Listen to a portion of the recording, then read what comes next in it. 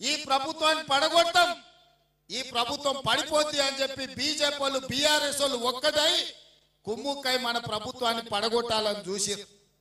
ఈ ప్రభుత్వం ఉండనే ఉండదు, 3 నెలలు కూడా ఉండనీయమని చెప్పి బీజేపీ వాళ్ళు బీఆర్ఎస్ వాళ్ళు మాట్లాడలేదా? ఇవాళ అక్కడి నుంచి ఈ భూమి మీద బీఆర్ఎస్ ఉండదు, పాతాళానికి పోయిందనే పరిస్థితి వచ్చింది. కాంగ్రెస్ పార్టీ కార్యకర్తలతో పెట్టుకుంటే నీ పార్టీకి పుట్టగతులు ఉండవని నేను ఆయనలో చెప్పిన. మా కార్యకర్తలు ఉసురు తగిలింది కేసీఆర్, నీకు వాళ్ళ ఉసురు తగిలి దుమ్ము కొట్టుకపోతావు, నీకు ఇంకా రాజకీయంగా మనుగడ లేదు. ఇప్పటికైనా నువ్వు అర్థం చేసుకొని ఈ తెలంగాణ రాష్ట్రాన్ని సోనియా గాంధీ గారు ఇచ్చిండ్రు, ఈ తెలంగాణ రాష్ట్రాన్ని అభివృద్ధి పదం వైపు నడిపించాలని మేమందరం కష్టపడుతున్నాం.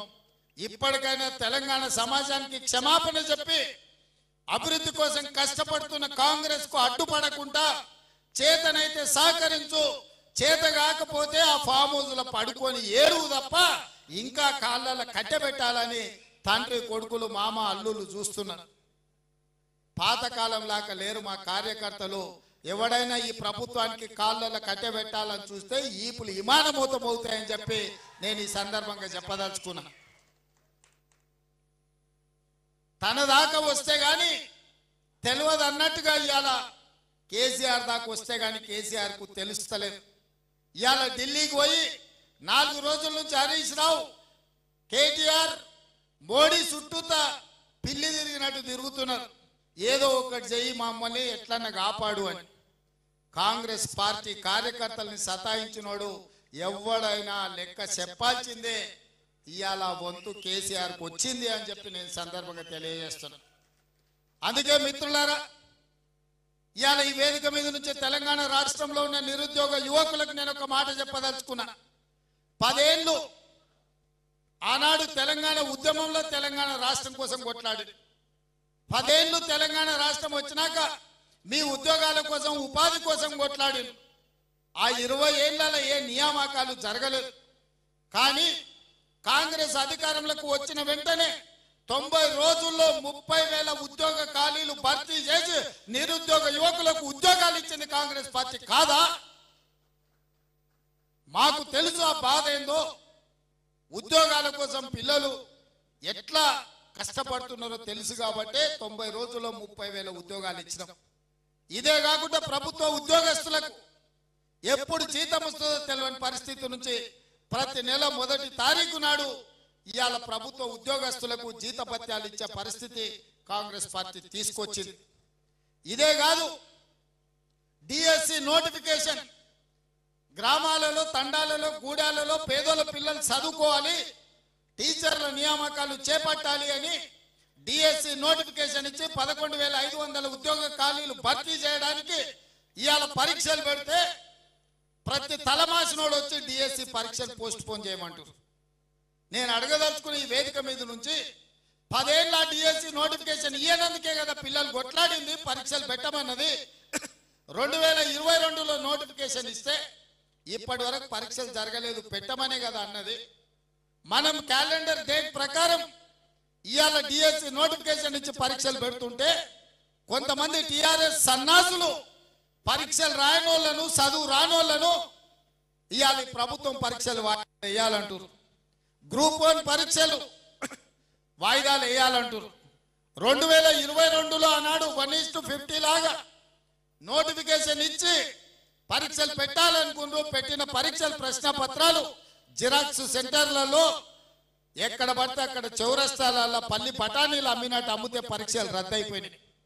మనం వచ్చిన వెంబడే గ్రూప్ 1కు నోటిఫికేషన్ ఇచ్చి ప్రిలిమినరీ ఎగ్జామ్స్ మొత్తం నిర్వహించి సరైన సమయంలో 4 లక్షల మంది విద్యార్థులు పరీక్షలకు అప్లికేషన్లు పెట్టి 3 లక్షల మంది పరీక్షలు రాసి నిన్నగాక మొన్న 31,000 మందిని ఈ పరీక్షలకు పాస్ చేసి గ్రూప్ 1లో ప్రిలిమినరీ రిజల్ట్స్ ఇచ్చినాం.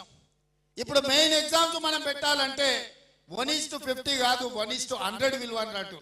అంటే ఒక ఉద్యోగం ఉంటే 50 మందిని ప్రాథమిక పరీక్షలలో పాస్ చేసి మెయిన్ ఎగ్జామ్స్ కు పిలుస్తామని చెప్పినాం. సగం దూరం వచ్చినాక ఇప్పుడు 50 కాదు 100 మంది పిలువ అంటారు. ఏందయ్యా ఈ దొంగన కొడుకుల ఆలోచన అంటే 1:100 పిలవంగానే కోర్టు స్టే ఇస్తుంది, పరీక్షలు రద్దు చేస్తుంది. నువ్వు నోటిఫికేషన్లా 1:50 ఇచ్చి పరీక్షలు అయిపోయినాక 1:100 ఎట్లా పిలుస్తావు? ఒక ఉద్యోగానికి 50 బదులు ఒక ఉద్యోగానికి 100 మందిని ఎట్లా పిలుస్తావు? అది తప్పు అని కోర్టు పరీక్షల్ని రద్దు చేస్తాడు. మళ్ళీ మొదటి నుంచి మొదలు పెడితే మళ్ళీ ఏడాది పోతాడు. 2011లో నోటిఫికేషన్ గ్రూప్ 1 ఇస్తే ఇప్పటి వరకు 13 ఏళ్ళలో ఇంతవరకు పరీక్షలు జరగలే, నియామకాలు చేయలే. వయసులో ఉన్న పిల్లగాడు మధ్య వయసుకు వచ్చాడు, పెళ్ళైనోంటి పిల్లలైన వాళ్ళ పిల్లలు బడికి పోతున్నారు, పరీక్షలు మాత్రం పూర్తి కాలేదు. నేను ఏదైనా చేసి డిసెంబర్ లోపల పరీక్షలు చేసి దాదాపుగా 1000 మంది గ్రూప్ 1 ఆఫీసర్లను తెలంగాణ రాష్ట్ర నిర్మాణంలో ఫలితాలు ఇచ్చి వాళ్ళను అధికారులను చేయాలని నేను చూస్తుంటే ఈ దొంగలంతా గూడుపుటాన్ని చేసి ఆ పరీక్షలు పోస్ట్ పోన్ చేయమంటారు. ఇట్లనే గ్రూప్ 2 కూడా, అట్లనే గ్రూప్ 3 కూడా, దానికి ఒక 5 లక్షల మంది, దీనికి ఒక 5 లక్షల మంది పరీక్షలకు ఈ రోజు హాజరుగానికి అప్లికేషన్లు పెట్టుకోరు. ఈ పరీక్షలు పోస్ట్ పోన్ చేస్తే కోచింగ్ సెంటర్లు బతుకుతాయి. ఒక్క నెల ఏదైనా పరీక్షలు గ్రూప్ 1 గ్రూప్ 2 పోస్ట్ పోన్ చేస్తే ఒక్కొక్క కోచింగ్ సెంటర్కు 100 కోట్ల రూపాయల ఫీజులు వస్తాయి. ఇవాళ కోచింగ్ సెంటర్ల మాఫియా కొంతమంది కిరాయి మనుషులను పెట్టి ఆ కిరాయి మనుషులతో రోడ్ల మీద ధర్నా చేసి పరీక్షలు పోస్ట్ పోన్ చేయమని అడుగుతున్నారు. ఇవాళ మాకు ప్రభుత్వానికి పోయేదేముంది? ఒకవేళ పరీక్షలు పోస్ట్ పోన్ చేస్తే విద్యార్థులకు నష్టం. కోచింగ్ సెంటర్లు 100 కోట్ల రూపాయలు కొలగొట్టడానికి కోచింగ్ సెంటర్లో ఇవాళ పరీక్షల్ని వాయిదా ఏమని అడుగుతున్నారు. గ్రామ గ్రామాన మీరు చెప్పండి, 10 ఏళ్ళు పరీక్షలు పెట్టలే, ప్రభుత్వ ఉద్యోగాలు ఇవ్వలే. కాంగ్రెస్ వచ్చిన ఎంబడే 30,000 ఉద్యోగాలు ఇచ్చింది, డిఎస్సి నోటిఫికేషన్ ఇచ్చింది, గ్రూప్ 1 నోటిఫికేషన్ ఇచ్చింది, గ్రూప్ 2 నోటిఫికేషన్ ఇచ్చింది, గ్రూప్ 3 నోటిఫికేషన్ ఇచ్చింది. రాబోయే డిసెంబర్ 9 తారీఖు లోపల ఈ పరీక్షల ఫలితాలన్నీ ఇచ్చి వేలాది మంది నిరుద్యోగ యువకులకు ఉద్యోగ అవకాశాలు ఇవ్వాలని మా ప్రభుత్వం ప్రయత్నం చేస్తుంటే పరీక్షలు వాయిదా ఏమంటారు? అన్ని పరీక్షలు 2022లో నోటిఫికేషన్ ఇచ్చినవే, ఆ సన్నాసి పరీక్షలు పెట్టలేదు. ఈ 2 ఏళ్ళు పిల్లలు చదువుతూనే ఉన్నారు, కోచింగ్ సెంటర్ల చుట్టూ తిరుగుతూనే ఉన్నారు. ఇప్పుడు కొత్తగా మళ్ళా వాయిదా వేస్తే ఇవన్నీ కూడా కోచింగ్ సెంటర్లలో వాళ్ళ కోచింగ్ సెంటర్లు నడపనికే. మా దగ్గర కూడా అక్కడి నుంచి ఇక్కడ నుంచి పైరవి చేస్తారు. సార్ మేము కోచింగ్ సెంటర్లు పెట్టుకున్నదే ఇవి నడుస్తామని, నువ్వు అన్ని పరీక్షలు పెట్టి పిల్లలకు ఉద్యోగాలు ఇస్తే మా దగ్గర ఎవరు చదువుకుంటాడు, మా వ్యాపారం మూతపడదా అని వస్తారు. ఇంత సిగ్గు తప్పిపోయారు. నిరుద్యోగ యువకుల బలహీనతను వ్యాపారంగా మార్చుకోవాలని కొన్ని కోచింగ్ సెంటర్ల యజమానులు ఈ ఆర్టిఫిషియల్ ఉద్యమాలను ఇవాళ మన కళ్ళగట్టినట్టు చూపించాలనే ప్రయత్నం చేస్తారు. ఎప్పుడు కేసీఆర్ బలహీన పడతాడో, ఎప్పుడు కేసీఆర్ పతనం అవుతాడో విద్యార్థులను రెచ్చగొట్టి వాళ్ళని సావగొట్టి వాళ్ళ శవాల మీద పార్టీని బతికించుకోవాలని ఈ సన్నాసోడు విద్యార్థుల శవం కోసం ప్రయత్నం చేస్తున్నాడు. ఆనాడు 6 అడుగులు ఉన్నాడు, 100 రూపాయలు పెట్టి లీటర్ పెట్రోల్ తెచ్చుకుండు, కానీ 10 పైసలు పెట్టి అగ్గిపెట్టే తెచ్చుకోలేదు. పెట్రోల్ డ్రామాతో హరీష్ రావు డ్రామా ఆడితే ఇది నిజం అనుకోని శ్రీకాంతాచార్య అని పేదోళ్ళ బిడ్డ పెట్రోల్ పోసుకొని తెలంగాణ ఉద్యమంలో ప్రాణ త్యాగం చేశాడు.